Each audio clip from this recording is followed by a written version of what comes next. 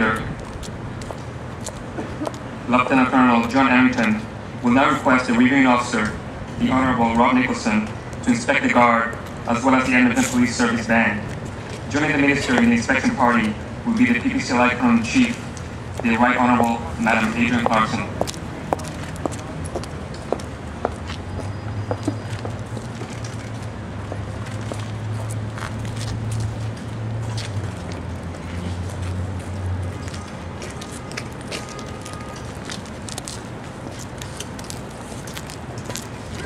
Marks 100 years of service to Canada. Over that period of time, P.P.C.L.I. has been a steadfast component to the defense of this nation.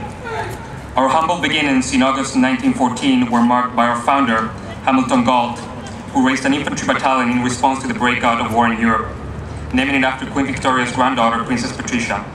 P.P.C.L.I. was the first Canadian fighting unit to see combat during World War I. In December 1939, P.P.C.L.I. sailed to Britain, where they spent 3 years training and conducting security operations. They landed in Sicily in July 1943, shortly afterwards fighting their way up the Italian boot. Patricias also fought in the Northwest Europe. During the Korean War, the 2nd Battalion P.P.C.L.I. was the first Canadian unit to arrive for almost immediate combat in 1950. The Battle of Kapyong would be to Korea what Vimy was to World War I. Despite overwhelming odds, the regiment prevented the fall of Seoul. For its action, to P.P.C.L.I. was awarded the United States Presidential Unit Citation, the only Canadian unit to do so. The 1st and 3rd Battalions P.P.C.L.I. will maintain the regiment's standard for excellence in combat during subsequent deployments. During the Cold War, P.P.C.L.I. served in Germany and as Canada's first peacetime parachute regiment.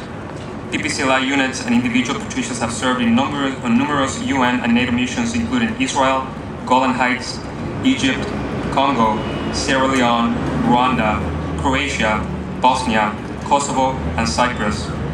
P.P.C.L.I. has served in Afghanistan in many combat, training, and headquarters roles. With 3 battalions, P.P.C.L.I. remains operational and ready to be called out with little warning, as has been seen during several domestic operations. All 3 battalions have been awarded the Commander-in-Chief Unit Commendation for their actions in Croatia or Afghanistan.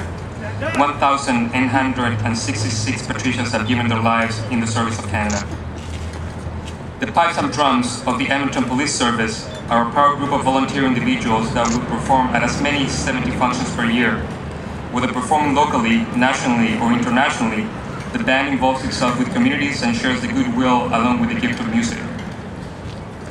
The present-day band performed publicly for the first time on Remembrance Day 1962 and celebrated its 50th anniversary in 2012. The band is coordinated and directed by the band officer, EPS Superintendent Terry Rocchio, Drum Major Mark Lange, retired, Pipe Major James McKee, retired, Pipe Sergeant EPS Sergeant Nick Perry, Drum Sergeant EPS Sergeant James McLeod, and Pipe Sergeant EPS Constable Morgan Miller, not to mention the remaining 27 members of the band that share the talents and contribute to the success of the band. Members of the pipes and drums are comprised of serving and retired members of the Edmonton Police Service, the Royal Canadian Mounted Police, and the Canadian military.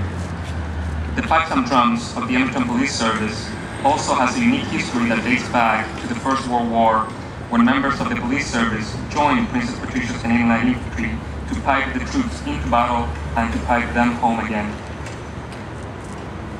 Members of the initial band served as stretcher bearers during this time of conflict.